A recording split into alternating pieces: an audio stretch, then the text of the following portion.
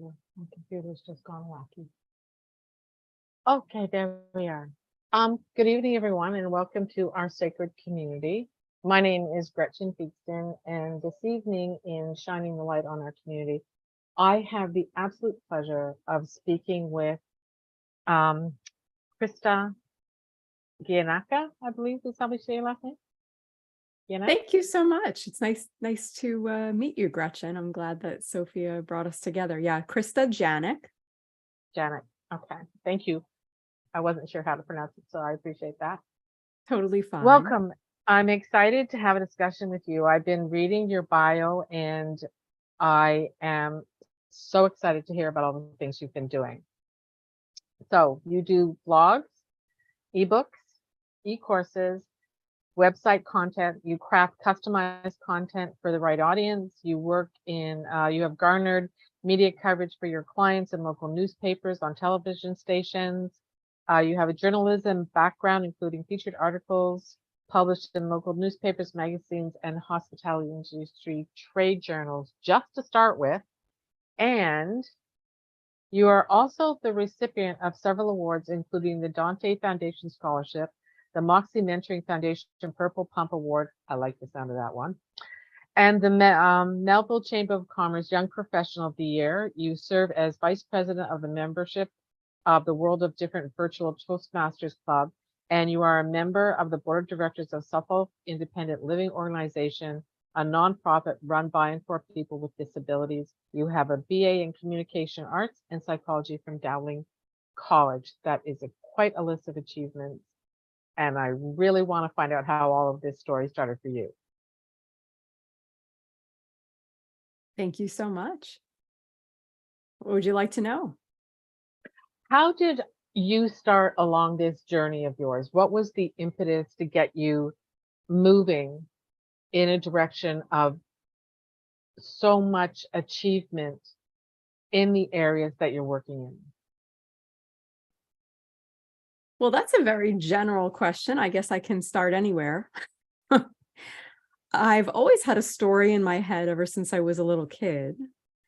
But I wasn't necessarily very adventurous as a kid, which is interesting because I didn't start really having true adventures until I became an adult.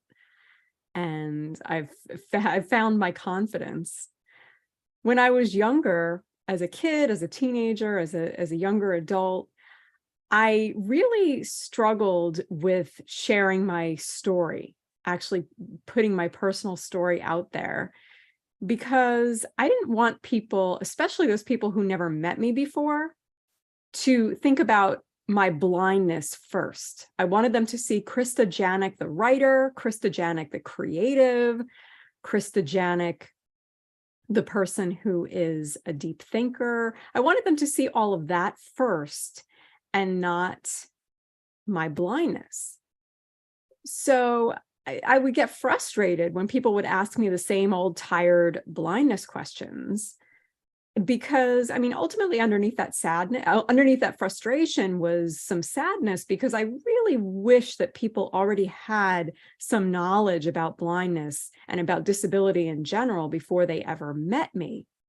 The thing is, what I've learned and what I like to share with my clients now as a writer as well, is the fact that people are going to tell stories about us, whether we want them to or not, whether we like the stories that they tell.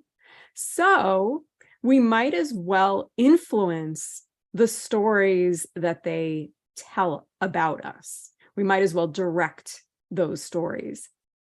That's where my journey took a fun turn, in that I learned how to flip the script on my blindness. Rather than thinking of it as a perceived weakness in society, I can now turn around and take it and say, oh, here is the strength behind it because I went skiing. Now, that's not necessarily why I went skiing, but it is the result of the fact that I went skiing. As a blind skier, I got to face those fears and overcome those challenges because I wanted that feeling of freedom. I wanted to experience something new. I wanted to not regret not checking into it. When I found out about it, when my sensei told me about it, I was like, wow, are they crazy? So I had to go through that journey of finding out more about it and taking all those little steps forward so that I could eventually get out there on the slopes and then eventually get up on the chairlift. That's fantastic. And are you still skiing today? I've tried snow skiing, both downhill and cross country, as well as water skiing. So I've done water skiing more recently than snow skiing. I get that. I actually like water skiing better than snow skiing myself, so I understand that. I like it Um, all. It's just a question of what I'm able to do logistically, where I'm going to travel this time around, and right. a variety of other kind of factors like Do you that. do a lot of traveling? I would like to do more traveling. I don't do a whole lot of traveling. But of course, when you take the buses, for whether they're public buses or the ones for people with disabilities, everywhere you go is a commute. That's true. Yeah, that's very true. Um, you have a wisewords.that matter.com website. What can people learn in there? Oh, just as a side note, if you're listening to this in the archive, if you can tag my Wise Words That Matter Facebook page or my LinkedIn profile, my name, Krista Giannak, it would help me find if you want to ask me a question or make a comment if you're listening on the replay. And as far as what you find, what I do for clients, right now I'm focusing on, well, I've really always been interested in thought leaders, innovators, people who are thinking outside of the box, people who have a real passion for what they are sharing. But maybe those people aren't necessarily using their audience and their platform as effectively as they could be. And maybe Mhm. they're not feeling as fulfilled. So when you go to my Facebook page or my LinkedIn profile, especially, you'll find, or my website blog, you'll find all sorts of tips and tricks that you can use as a thought leader, as a speaker, as an innovator, to get noticed, to be more creative, to write, and of course to hire a writer like me. What would you do to get the most bang for your buck if you Right. do hire a writer like me to do your materials? And I like to think about writing for clients in terms of components. I like to think of it in terms of that they need connection to their communities. They need a calendar, ideally, so that they can plan out their content. And they need a sense, they need that content and to be able to repurpose the content in a variety of ways to get the most for their money. So that's why I'm combining services like ebooks, like professional bios, like website content, so that they can then utilize all of that content to build trust and boost credibility with their audiences who may not really understand where they're coming from, where their passion is coming from, what their story is, what their personal journey is, and the knowledge that got them there. Very good. And what's the first thing you look for when you're working for a client? What's the first thing you're exploring with your client when you start working with them? Is it their own story that you're delving into? I do look for their story, how they got to where they are, or their present day story in terms of why here, why now? Like, why am I here talking to you about your content? What is it that brought me to this place? Are there current factors? Is there an urgent sense of urgency that things need to get done now? Are there things that they've tried that haven't been successful? So let's see how we can go in a different direction. Right. What was your experience in college? In terms of what?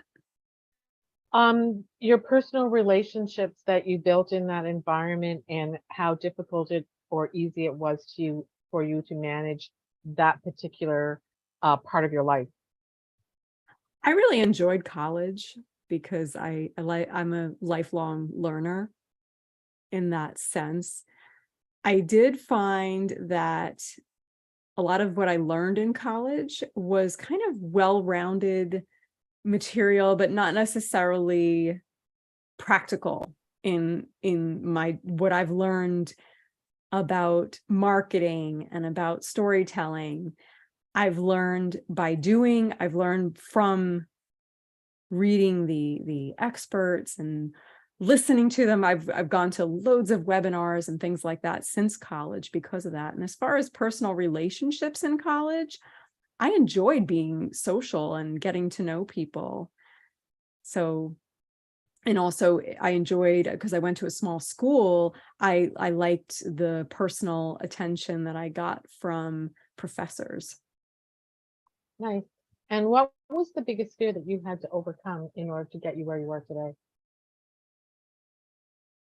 I would say the first fear that I had to overcome, I don't know whether it's the biggest, but it's kind of the the pillar that they all kind of rest on, I guess.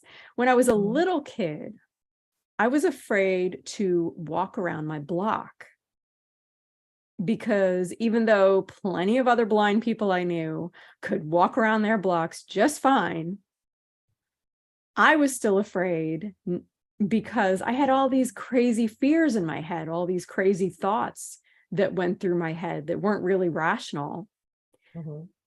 But what I realized was that if I didn't face, you know how you have a moment where you just know that if you don't take care of something soon, that your life is, things are just not going to be good for you. Right. I had that realization, that kind of aha moment, that if I did not face this fear of traveling alone, that I would never go anywhere, do anything, or in my mind as a kid, I wouldn't be anybody. Interesting. And how did you overcome it? By doing it, by because I had gained the skills. So when you're blind or visually impaired, you have travel training Right. where you either learn to use your cane or your remaining vision or both, and you learn to use your ears. You learn to listen for traffic patterns and listen to what's Mhm. going on around you. And those are skills. It's not quite the same as looking both ways before crossing the street. It's more that you have to learn what to listen for, what to tune into, what to pay attention to. Mhm. And so I had learned those skills so that I could travel by that point as a kid around my quiet neighborhood. But I was still afraid. What ultimately had to happen was that I had to do it. So my Yeah. travel training instructor, we walked down the street, or um actually I remember she had her car. And so maybe we drove there, maybe she brought her car there. But either way, I remember her getting in her car and driving away so Oh, that wow. I would have to walk home. Right. And I was afraid, I was really scared, but I did it and I jogged home and I made it. And it was a big step. I didn't really feel so triumphant because I felt like, oh my gosh, I just broke down and, that was terrible and yada, yada. But looking back, I realized that it was a major hurdle that I overcame by doing that. So Mhm. sometimes the fears that we face are not huge obstacles, but they feel big to us. And so Sure. it's more about how they feel to us than it is how they look to the outside. Sometimes people hear my story and they're like, "Oh, what's my excuse?" And Yeah. I try and turn that around and say that it's really all about community, and it's all about the people who've innovated and come before us to Mhm. face the same fears. Yeah. I, and Do you walk with a cane, or do you have a dog that you use? I walk with a cane. And when you go to new venues, events, or cities, how long does it take you to get used to the different sounds? Since you're Well, it's using not those so as much clues. that it's more because they're, the skills are transferable from place to Hmm. place. It's more learning to ask people the right questions. So I'll give you an Wow. example that a teacher taught me. Okay. Sometimes people say, "Oh, is this such and such street?" Don't ask that question because people will just say yes or no, Right. Right. Yeah. Instead, ask them, even if you think or you're pretty darn sure ask them, what street is this? So that they actually have to look at the sign and tell you. Right. And from there, So you a lot can of it is, ask which direction.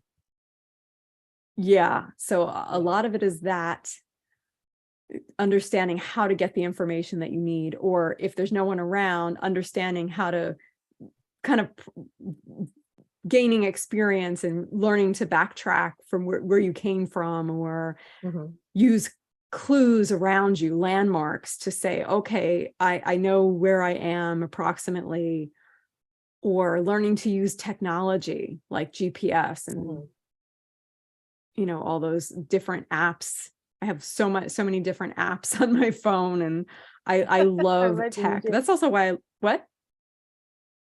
I said, I'm sure you do. Like I have one, and I just ask everybody where I'm going, which is much easier for someone who doesn't actually have, which is much harder for someone who can't see the signs to do. Well, I can certainly ask everybody. I could, Yeah. there's nothing wrong, no reason I can't ask people. But Yeah. sometimes if they don't know, or if I want to kind of plan things out to see if it would be a good route Mm, for me to take in the first place, then I yeah. need to use apps on my phone. Yeah. Well, that's great. I love that you've got technology working for you, because there's so many people that don't understand how valuable it can be for so many people. I And I think love we need tech. to, yeah, that's great. Tech and I are not friendly. So it's, for me, tech is a real challenge. And it's nice that I have people in my circle who actually know a lot more about tech than I do. And it's I always can fun to relate. learn something new. Yeah, definitely. I can Mhm. relate. And I would also add too that if that's one reason I love working with people who are innovators, people who have Mhm. that passion. A lot of times those types of innovators may be in the tech space. They can also be in personal development, or it can even be a business owner who's doing something just a little bit differently Right. in their industry, or it can be an industry disruptor. I mean, those are kind of the most fun to work with, when somebody's really doing something innovative and they need people to know about it. But there are Right. lots of different types of ways to kind of micro innovate in what you do so that you differentiate yourself and stand out. Yeah, you're absolutely right. I love finding people like that myself. So for me, it's a complete pleasure to talk to you. Um, I know you're a writer, which I think is, it's one of my favorite things to do, and I know how valuable words are. Um, how has having a passion for writing and for words itself increased your confidence? That's an interesting question.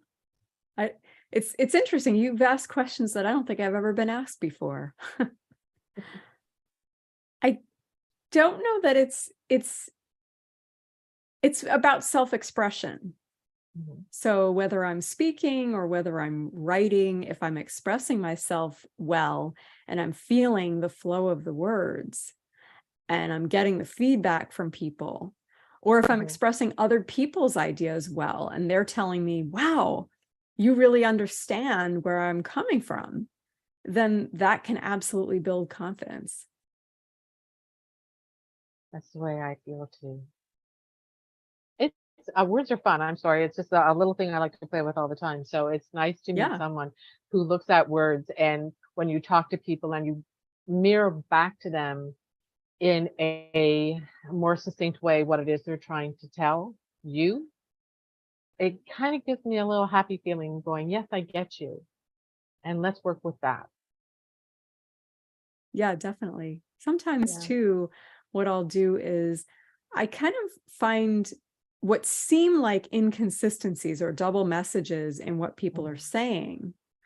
And what I'm really trying to do in finding those, especially if it's a client, is I'm trying to get to the bottom of what they really mean to say, because sometimes words can be very ambiguous. Yes. And I think it's important for me as the writer, because I'm going to rephrase what they say a lot of times.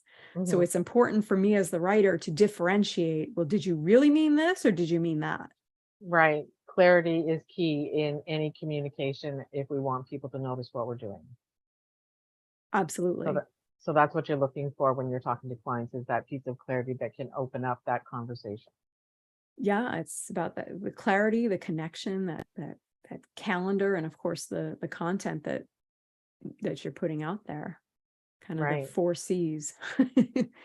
Exactly. That's pretty much what I work on every day, is those 4 C's. How are they serving me today and how are they serving my clients? Yeah, and it's a lot about that audience. What are they thinking? What are they feeling? As opposed to what do I wish they knew? Yeah, That's a exactly. really Because tough one. yeah, if we can evoke an emotion in people, they're going to start asking questions about what it is we're actually doing. Yeah, definitely. Cool. What do you do to have fun when you're not being as creative as you are? And when I'm not skiing, Yeah. which is most of the time, Oh, that's I good. what's that? No, I'm I said saying that's when really good. I'm meaning most of the time I'm not skiing, obviously. Yeah, yeah, yeah. I got it. um, I live in New York, so we don't Mm. ski all the time here on Long Island. I love to read. I'm a big science fiction fan, Oh, and yeah. I love to listen to music. I love to chat with people, have deep conversations, and Mhm. really, my friends will basically say, "Wow, I can talk about anything and everything and anything under the sun with Krista." Oh, that's really nice to hear. I love people who can do that. It makes conversations much more interesting. It gets Yeah, and it down to gets the to be vulnerability fun. of people. Yeah. You can learn a lot about people with the right questions in a conversation, can't you? Yeah, true. And And what is sometimes it's fun to learn about people in different ways. Like when you talk about a mhm. show that you've watched or a book that you've read, and you talk about, like, oh, how should this have ended? Or did so and so do the right thing? Or, you know, what was your favorite character and things like that. And it's kind of a fun way to get to know someone and bond with someone, but Mhm. yet not always talking about the mundane. Yeah, exactly. I'm really good at not having mundane conversations because I usually end up falling asleep. It's just not interesting.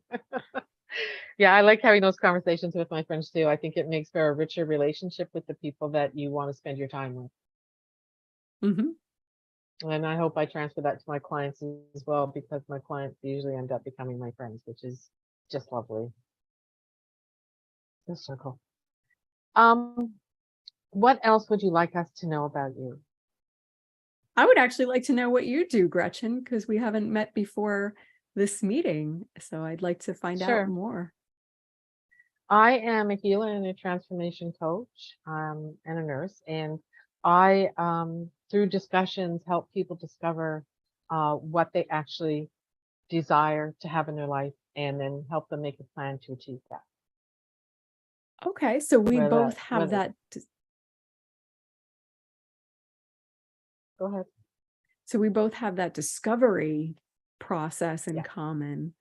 And yeah. as far as my parting words of wisdom, something that I learned from skiing is, if you think something's impossible, find the people who've already done it.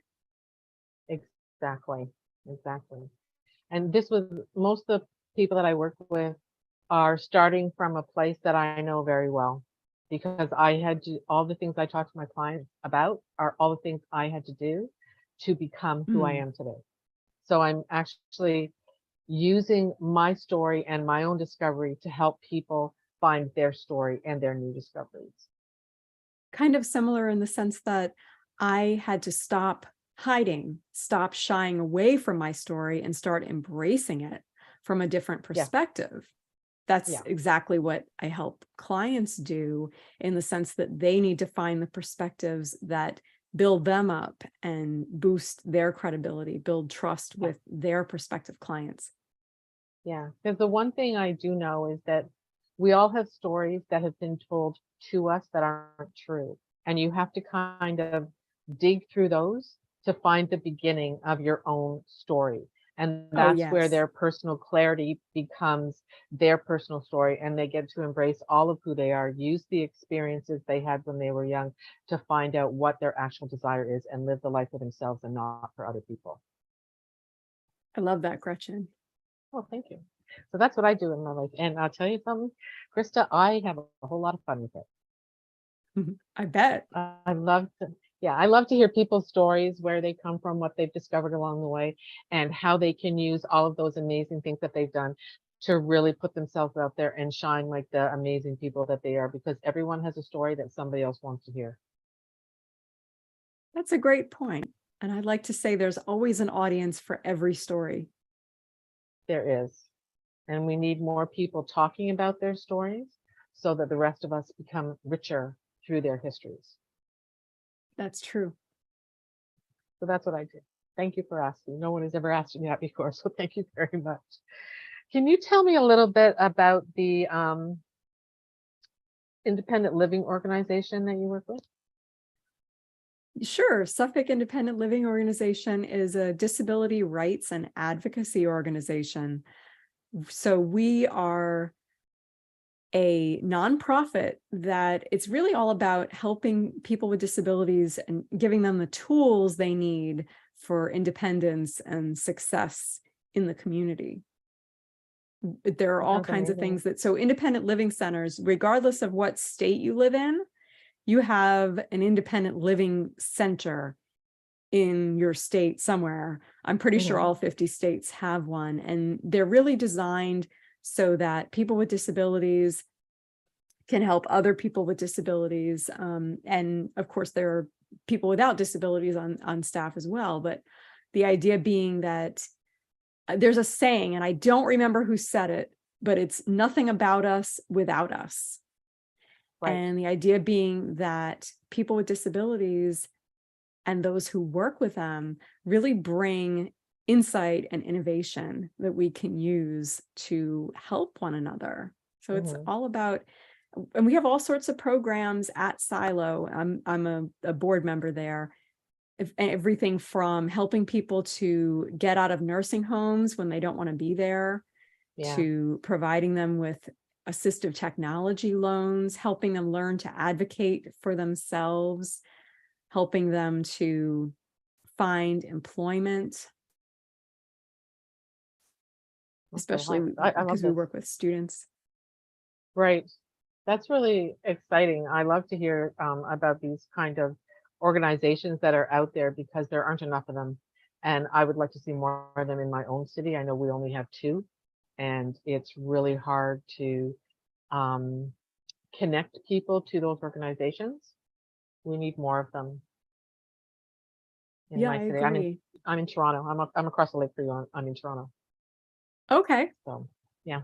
So But not we don't have enough. too far, but Not too far. It's not just you close cross the either. bridge, hang a right, and just keep on going and get to Long Island. So it's not that far. You Or probably you have a can get lot on of the boat. skiing up. Yeah, we do. Yeah, we have a lot of skiing. We actually have a ski park in the city itself. Do you ski? Not anymore. But you I used to. prefer.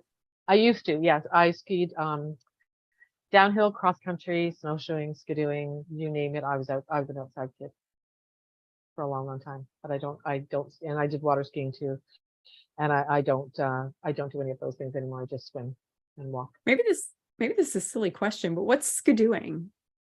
Oh, okay, it's snowmobile. Oh, okay. Yeah, we call them skidoos. We have one for the snow and one for the water. I've Water never skidoo is tried that. you might I've want to gone give it a snow go. tubing. Oh yeah, that's a lot of fun, isn't it? I've gone water tubing as well on the Ottawa River, so it's a lot of fun. Fun. But yeah, we have trails really close all over the city for people to go skidooing. and for cross-country skiing, and then we have the ski hills in the city as well. So there's lots of winter activities. We've got rinks everywhere. So, there's all kinds of outdoor stuff that goes on in our city. That's fun. Do you ever go hiking? I have gone hiking. It's not as fun or exciting as skiing. No, it isn't. Yeah, you can't come But down the hill quite as fast when you're walking, can you? no, it's kind of a lot of work, right? Yeah, yeah. We have a But ton of hiking trails in the cities as well. yeah, and it can be an adventure. I can see why a lot of people like it. Yeah, I enjoy hiking when I get a chance to go, but It if can I be can't, meditative. it can be very zen. I actually live very close to Lake Ontario. The beach is a block from my house, and we Oh, have a nice. trail that starts at what's called Ashbridges Bay, and you can literally walk the lake shore all the way to the other end of the city on the trails. It's really, Nice. I really kind nice. of feel like Yeah, we're having the after party now, right? I know. I love this. I think it's great. Yeah, I mean, this conversation has been extremely illuminating and very, very enjoyable for me, Krista. I've just loved everything about it. absolutely. Yeah, me too. And I So feel tell, like we're go ahead. getting that after party feel. It's fun. It is. It is. I really enjoy it. I mean, I'm an outdoor girl. I grew up in many different places. I started off in Germany, and I've been all across Canada. I've been to 22 states. I've been to 6 different countries. I love traveling and exploring new places. Oh, Um, wow. I've gone zip lining in the mountains in Mexico, and swimming in both the Atlantic and Pacific Oceans. And yeah, I've done exciting stuff, and I continue to do that as much as I can. Wow, you're It's very fun. adventurous too. Yeah, I am. Well, come Well, I on, have to what's tell life you, without a little bit of adventure, right? absolutely. Blind skiing is certainly an adventure. And the reason I was able to do it was because there are just some wonderful, warm, welcoming volunteers. And so that they have ski instructors and then they have ski guides. So each Right. blind person who's skiing actually gets a ski instructor and 1 or 2 ski guides to literally forge a path ahead so that you can all safely ski. Yeah. And there's all kinds of it's a progression from walking in the ski boots to learning to balance on the skis and learning to do the gliding and the turning and eventually the stopping, and in that way along the way you get up onto the ski lift. But it's not Yeah. actually the ski lift that I remember. I mean, I remember it, but I mean the peak moment for me was that first little push down that little hill on the Right. The bottom bunny of one hill. of the slopes. That was the The, moment because I was yeah. skiing and what? Yeah. I know that feeling. Yeah. I remember that. It's fun, right? Yeah, because it's like I was gliding, I was skiing, woohoo, and I was falling and I got back up. Yeah, the first time my one of my daughters went, she ended up somersaulting at the bottom of the hill because she missed her footing. Like, yep, we do stuff like that. So, yeah, I get. I mean, I skied for many, many years, and I absolutely adored it, and I loved it. But I also realized that I can't do this forever because I like swimming more. So I'm just going to swim more. Oh, I, nice. yeah, I put away my skis and I just swim whenever I can. So Swimming yeah, is we fun. have. Yeah, and I do know, like, I used to go up to a place called Blue Mountain, and I do remember seeing a class of people who were visually impaired learning how to ski. And I remember I sat there outside on the deck for like 2 hours watching the progression, and I was so excited to see them get up on the hills and come down again. I'm like, that must be the best feeling in the whole world, to be able to get on a pair of skis and come down the hill. It I was is elated. exhilarating and terrifying, but it's satisfying because Yeah. when you face that fear and you do eventually gain some confidence, it's those Mhm. confident moments, those confident freeing moments that make it all worth it. Yeah. It's like a pilot said to me once, He goes, when I get up in the air, it's not that I'm in control, it's that I'm not in, it's not that I am in control. The plane is in control and I get to enjoy the ride. Mm. And I thought I that think was, skiing is a combination yeah, of controlling and also going with the yeah, flow. yeah. It's exciting. I mean, I love doing things that challenge my regular routine and push me out of my comfort zone. Because at the end of it, not only do I get to say, yes, I did that, I get to say, man, that was exciting. And I'm really glad I did that. Yeah, definitely. Yeah. That little spark of excitement that kind of lights you up for a few hours or a few days. And those memories that you get to carry with you are, I think, the most exciting part of the whole new experience.